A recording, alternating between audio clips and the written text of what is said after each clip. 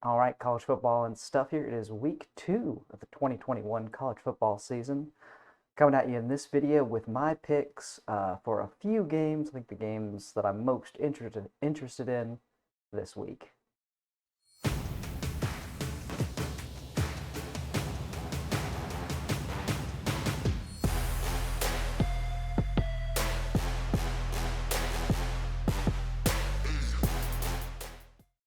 All right, jumping right into it. All these games I'm picking this video are on Saturday.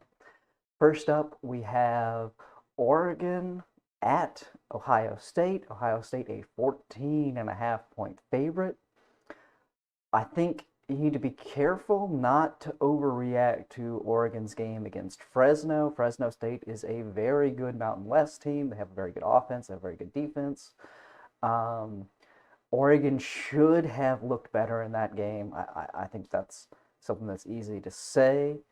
They did not live up to their expectations there, but they weren't playing a terrible team. Ohio State is a really, really good team, though. I think we saw that in the game against Minnesota. Their skill position players are just really, really good. The thing Oregon has to watch out here, they can't let Ohio State's receivers make short catches and then get big yards after catch. I think that's going to be a big issue. I think the weakest spot on Oregon's defense is their linebacker core. If Ohio State is able to get some of these short passes that end up going for big gains going, it's going to be a really, really tough game for Oregon. It's very early in the day for Oregon, too. Early kickoff. They're traveling all the way towards the East Coast. I think this is going to be a tough game for Oregon. And then on top of all of that, Oregon is most likely going to be without their best player, Thibodeau, possibly the best player in all of college football. He is absolutely elite, and not having them is going to be a big, big loss for Oregon. I think if he was there, there's a chance Oregon gets enough stops to keep this under the spread. I think Ohio State wins this game. I don't think there's much chance of Oregon pulling off an upset here.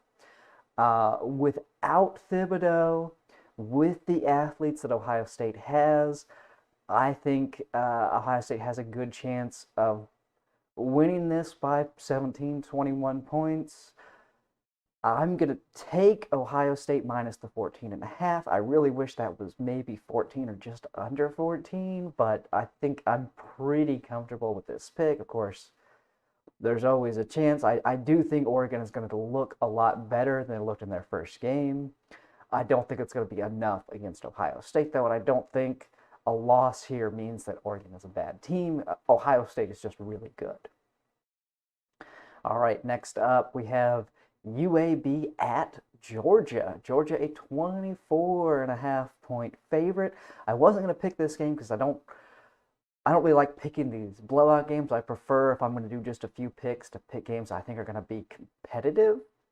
But I think this is an interesting game and a good game to put a bet on for a couple of reasons. One, UAB is a good Group of 5 team. They're going to be a good team this year. They've got a good defense. They're extremely well coached. I really like Bill Clark. I would have been very happy if Auburn had been able to hire him as their head coach. I do think Georgia's going to win this game. Georgia's going to win comfortably. I don't think there's going to be much of a threat there. But Georgia still has a few of those wide receivers out. We don't know how many of them are coming back. And it also looks like JT Daniels is going to be out for this game. He's been in and out of practice this week. He has an injury.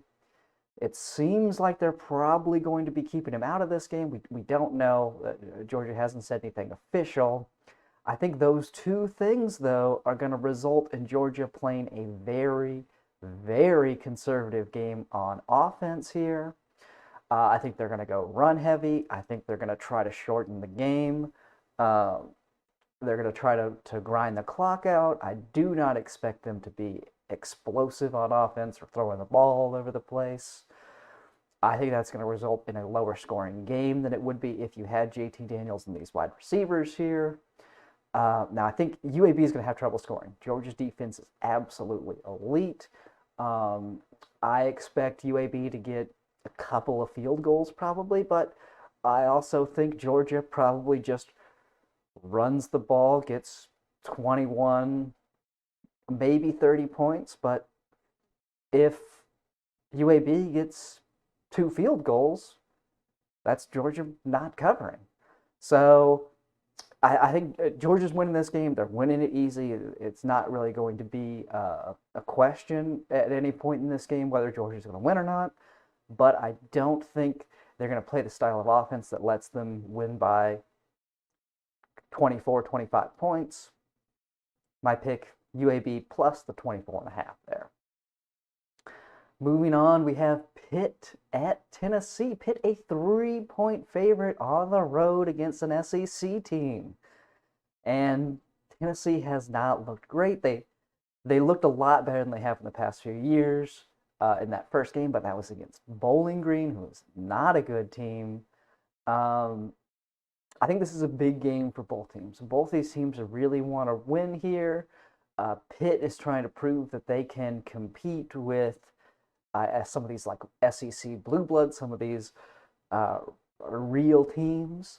And Tennessee wants to show that they haven't fallen completely apart. Tennessee lost so much in the offseason, so many transfers after all of the issues around their old coach. I don't really trust Tennessee's quarterback yet. We'll see how that goes. He didn't look like a world beater in that game against Bowling Green. And Pitt usually has a pretty good defense. I don't think Pitt's going to have a better defense than a lot of these teams that Tennessee is going to be playing. They're not going to be better than Georgia. I don't think they're going to be better than Alabama. But they have a good defense. They should not be overlooked here. And I think the line is right. I think this is going to be a close game. I think it's going to be a fairly low-scoring game. I don't think either of these teams has the kind of offense that's going to let them put up a bunch of points. I'm going to go with Pitt minus the 3, though. I think I trust their defense enough that they're going to get this win here. They're going to get a turnover somewhere where they need it. They're going to get a stop at the right time, and they're going to win this game. Texas at Arkansas. Texas is a 7-point favorite. Now, Texas is the more talented team. Texas is the better team. But I think Arkansas is going to make this a competitive game. I said it in my preseason prediction video. I think this is one of those games that Arkansas really shows up for. It's being played at Arkansas. I think they're going to make this a competitive game. I think it's going to be a lot closer than a lot of people are assuming it's going to be, and that Arkansas is going to look a lot better than people think that they're going to look, and probably better than they look in a lot of their games this season. I think Arkansas is kind of built in a way to challenge Texas. They're a very complete team. They're not elite on either side of the ball, but they're just very competent. They're not going to make big mistakes. They're going to play just sound, quality football. And I think a lot of the teams that Texas is going to face this year don't really have this complete team aspect that Arkansas has. I think it makes them well suited to compete with Texas. I think Texas gets the win here. I'm not expecting an upset as far as Arkansas winning, but I think Texas is going to I think Arkansas is going to keep this game close. Now, the thing to watch for, if Texas manages to pull an early lead, get up by a couple of scores, I think they could blow this game out, and I think they could cover easily. Arkansas is not a team that's built to score quickly. They're not a team that's built to be one-dimensional as far as needing to throw the ball every down. Arkansas needs to keep this game close so they can keep their offense balanced if they want to make this a game. All that being said, I do think Arkansas is able to do that. I'm taking Arkansas plus 7 points. Missouri at Kentucky. Kentucky a 5-point favorite. I think this was a really hard game to pick. Now, my preseason video, I said I think Missouri is going to be the second best team in the East. I think they finished behind Georgia, ahead of Kentucky and Florida. They didn't look amazing in their first game. Kentucky looked a lot better, but Kentucky was also playing a worse team. Uh, we'll see if Kentucky's passing offense is really here. Um, I think this will be a good test for both of these teams as far as uh, how they're actually going to look. This is going to be a really good game. I think this will be a fun game to watch. I'm going to be really, really interested to see how Kentucky's passing offense looks against a better defense. And I'm going to see if Missouri is able to put together some better drives than they did in their first game. So I'm really not very confident in this pick. I did say that I thought Missouri was going to be the better team. For now, I'm going to stick with that. I am going to take Missouri plus the 5 points. I think there's a pretty good chance, being at Kentucky, that Kentucky's able to get a win. I think it's a very, very close game if they get a win, though. But I'm taking Missouri plus the 5 points here. Washington at Michigan. Michigan a 7-point favorite. Now, Washington did not look good in their first game, losing to FCS Montana. Now, Montana is a very good FCS team. It's always embarrassing to lose to an FCS. They have less scholarships. Usually, a good Power 5 team can just, by virtue of depth on the team, be able to win those games. Washington was not able to do that, and especially troubling for Washington was the rushing numbers. The per carry rushing numbers for Washington, I think they were about 2.5 yards. Now that is terrible against an FCS team, because again, if you're able to establish the run against an FCS team at the end of the game, the third, fourth quarter, they are worn down enough that they're playing their second, third string people, and they are just not up to the task of stopping the run. And Washington never got to that point of being able to shut the run, or being able to run the ball effectively, which you should be able to as a Power 5 team against an FCS team. Michigan looked pretty good in their game.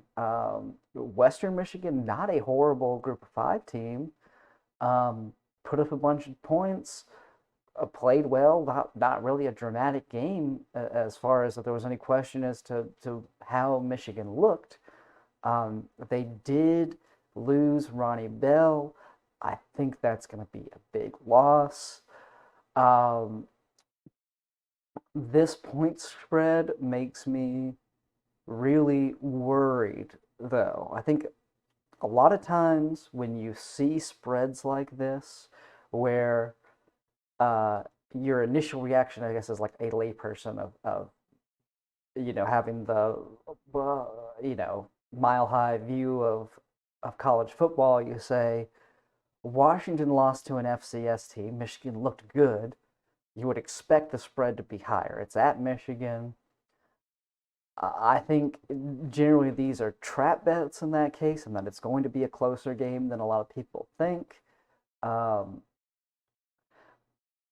am going to take Washington plus the 7. I would be surprised if Washington gets a win here, but I do think they're going to look a lot better than they looked in their first game. I think not having Ronnie Bell is a big loss for Michigan. I think this is going to be a good, close game. I do think Michigan ends up with the win here, but I'm taking Washington plus the 7. Last up, I think probably the best game of the weekend. We have Iowa at Iowa State. Iowa State a 4-point favorite. I think the winner of this game has a good chance of ending up in their respective conference championship game. And I think there's probably an amount of overreaction on both sides of this. Of course, Iowa got a really good win over Indiana last week. Now, that came with 2 pick-sixes. And you're not going to get that every game. So I think just box score points wise, it makes Iowa look a little bit better than they're probably going to be. Now, Iowa State kind of struggled against Northern Iowa. Not a great team. And I think there's some overreaction happening on both sides of that. I don't think Iowa's quite as good as that Indiana game makes them look. I don't think Iowa State is as bad as sort of struggling in that first game makes them look. I think both of these are going to be very good teams. Interestingly, Matt Campbell, since he's been at Iowa State, has not beaten Iowa. Playing every year, have not gotten a win yet. I think that changes this year. I think Iowa State gets their first win, but I think it's a super close game. I think a field goal at most is going to separate these teams. I am going to take Iowa plus the 4 points. I think there's definitely a chance Iowa wins this game. We'll see if that Indiana game was sort of a fluke or not, if both of these first games for these teams were flukes, or if that's the team we're going to be seeing this year. There's definitely a chance if Iowa can get some turnovers, some defensive points, that they blow this game away. But I think it's going to be a close game. I think this is the best game of the weekend. You absolutely should be watching this game. Give me Iowa plus the 4 points. All right, that's my picks for this week. Like the video if you enjoyed it. Consider subscribing to the channel if you want to see the rest of my picks for this season. And let me know in the comments if I got any of these wrong, or if there are any other games you want my opinion on. I'll see you next time.